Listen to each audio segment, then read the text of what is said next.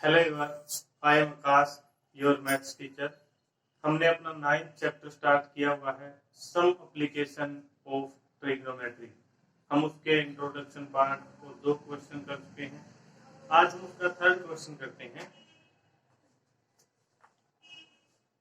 A contractor plans to install 2 slide for the children to play in a park. कोई contractor है, जिस तरह किसी को कॉन्ट्रैक्ट दिया जाता है, वो बच्चों के लिए स्लाइड्स यानी वो झूला लगाना चाहता है जिसपे बच्चे बैठ के फिसलते हैं, उस तरह का झूला। For the children below the age of 5 year, जो बच्चे 5 साल से छोटे हैं उनके लिए she prefer to have a slide whose top is at a height of 1.5 metre. जो बच्चे 5 साल से छोटे हैं या 5 साल तक हैं उनके लिए जो स्लाइड झूला लगाता है उसकी ऊंचाई 1.5 मीटर है। छोटे बच्चे हैं तो झूले की ऊंचाई भी कम है। And is incline to an angle 30 degree to the ground, और जो वो एंगल बनाता है ग्राउंड के साथ वो 30 degree. Whereas for elder children यानी बड़े बच्चों के लिए she wants to have a step slide at a height of 3 metre. जो बड़े बच्चे हैं उनके लिए उसकी हाइट 3 मीटर कर दी गई है। And incline an angle of 60 degree to the ground, और जो एंगल बनाता है वो ग्राउंड के साथ वो 60 डिग्री है। What should be the length of the slide in each case? हर एक केस में हमने क्या बताने भाई, स्लाइड की लेंथ। देखिए क्वेश्चन नंबर 3 आपका कहता है कि बच्चों के लिए झूला लगाया है और वो झूला इस तरह का भी कि एक स्लाइड है, यहाँ बच्चे बैठेंगे और इस तरफ फिसलेंगे, इस तरह का झूला लगा है।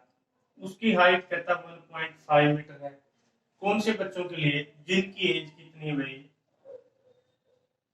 बिलो 5 ईयर, जिनकी एज 5 साल से छोटी है। एक झूला और लगाया उसने, वो बड़ा झूला है, जिनकी एज क्या अभी, जो बड़े बच्चे हैं उनके लिए लगाया है, उसकी हाइट है 3 मीटर।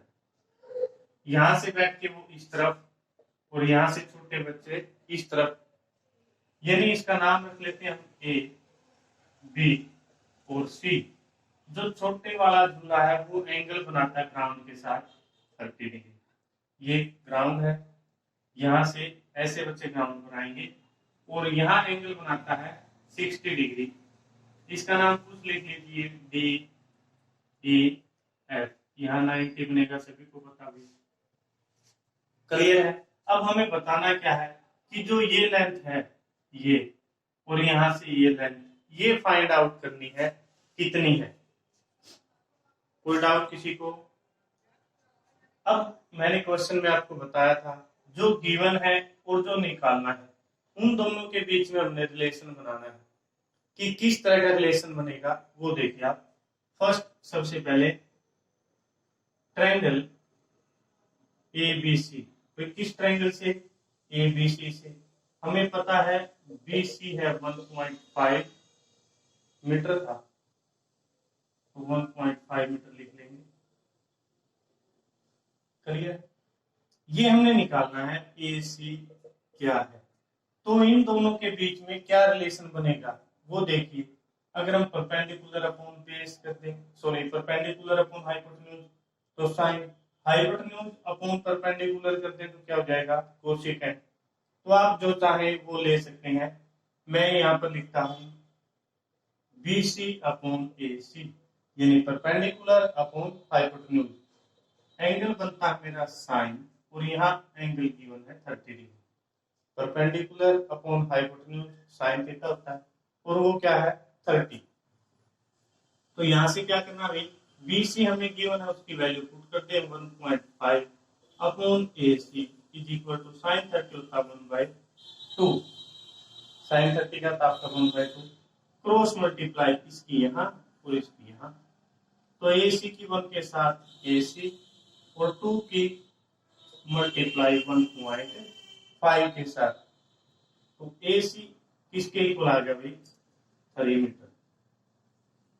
तो क्या कहेंगे हम, जो छोटे बच्चों के लिए झूला लगाया है उसकी हाइट तो है 1.5 और जो स्लाइड है उसकी लेंथ कितनी भाई, 3 मीटर। क्लियर है।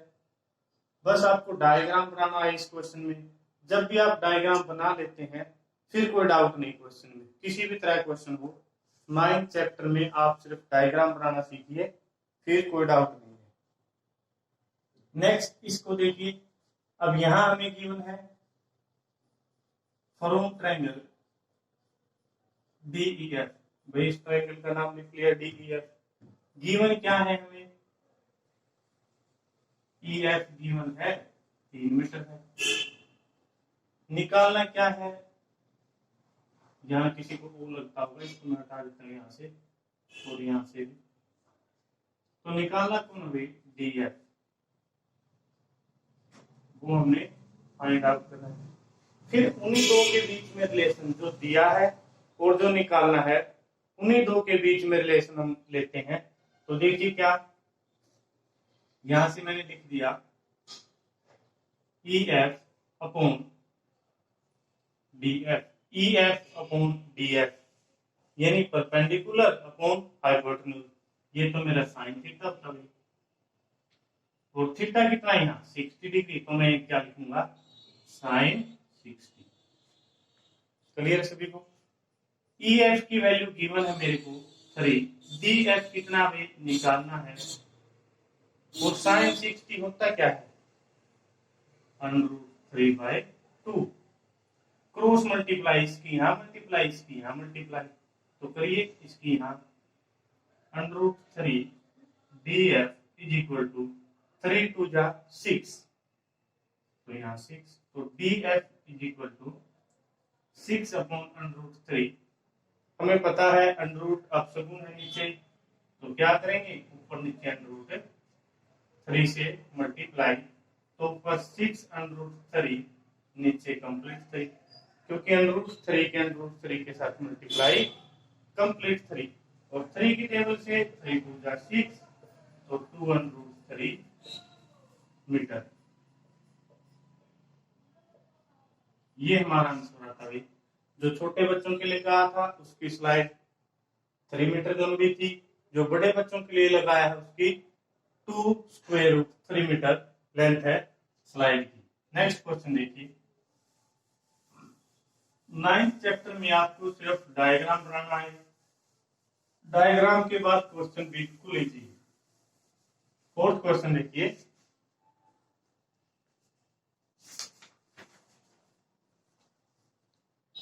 The angle of elevation of the top of A tower, कोई टावर है उसके टॉप से एंगल ऑफ एलिवेशन, एलिवेशन बताया था जब भी नीचे से ऊपर की ओर देखेंगे वो क्या होगा, एंगल ऑफ एलिवेशन, और डिप्रेशन ऊपर से नीचे, which is 30 metre away from the foot of the tower, जो टावर से कितनी दूर है 30 मीटर, और एंगल कितना बनाता है 30 डिग्री। Find the height of the tower. Let कर लेते हैं कि यहाँ कोई टावर है, टावर, और इसने यहाँ जमीन के साथ एंगल बनाया है, इसका नाम लिख दीजिए आप ABC। ये हमारा क्या भी टावर है।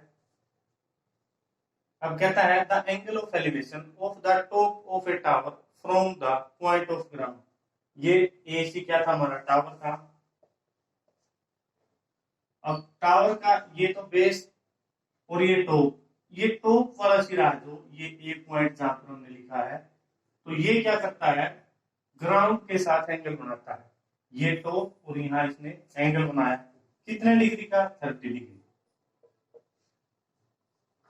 और क्या गिवन हमें, from the top of A point of the ground, tower के टॉप से ग्राउंड पर एंगल बन गया, विच इज 30 मीटर अवे, जो 30 मीटर दूर है, कहां से, from the foot of the tower, जो टावर के फुट से, ये टावर का फुट है, ये टॉप है, यहां से यहां तक कितना भी वो 30 मीटर। क्लियर सभी को। अब निकालना क्या, find the height of the tower, आपको टावर की हाइट निकालनी है, यानी जो ये टावर है AC वो हमने फाइंड आउट करनी है। ए सी निकालना है, बी सी आपको गिवन है 30 मीटर। बस आप एक बार डायग्राम बना लें, फिर क्वेश्चन इजी आपके लिए। From triangle A B C, अब भाई ए सी निकालना है, ये दिया है, तो इन दो के बीच में रिलेशन होगा कोई भी। आप या तो ये अपॉन ये करें परपेंडिकुलर अपॉन बेस, या बेस अपॉन परपेंडिकुलर, वो आपकी इच्छा है। ए सी अपॉन बी सी, ए सी क्या है भाई यहाँ पर परपेंडिकुलर, और B C base. Perpendicular upon base होता है मेरा टेंजेंट, और थीटा क्या है यहाँ पर 30 डिग्री। क्लियर सभी को? तो ए सी तो निकालना ही है, बी सी 30 है, तो टेंजेंट 30 क्या होता है 1/√3। तो यहाँ से ए सी निकालेंगे, ए सी क्या रहेगा, ये यहाँ मल्टीप्लाई, ये यहाँ डायरेक्ट इसको यहाँ कर देते हैं, तो 30/√3। और बताया था डिनोमिनेटर में √ अपशगुन है, तो चेंज करिए भाई 30/√3, ऊपर और नीचे √3 से मल्टीप्लाई।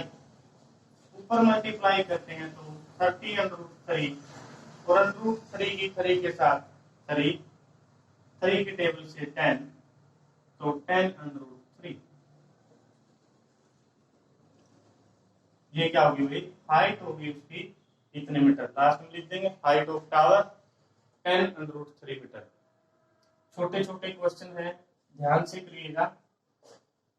5th क्वेश्चन देखिए। A kite is flying at a height of 60 meter above the ground. Ground से 60 मीटर की ऊंचाई पर उड़ता है। A string attached to the kite is temporarily tied to a point on the ground. जो पतंग उड़ता है उसकी डोर उसने जमीन पर कहीं बांधी है, टेम्परेरी। कहता है the inclination of the string with the ground is 60 degree, जो उसका एंगल है वो 60 डिग्री है। Find the length of string assuming that there is no slack in the string. तो देखिए बड़ा ही इंटरेस्टिंग क्वेश्चन है। यहाँ कोई पतंग उड़ता है, यहाँ कोई पतंग उड़ रहा है, ठीक है, ये आपका काइट है, और यहां से इसकी हाइट कितनी भाई 60 मीटर है पतंग की हाइट, और यहां उसने ग्राउंड पर कहीं उसको बांध दिया है।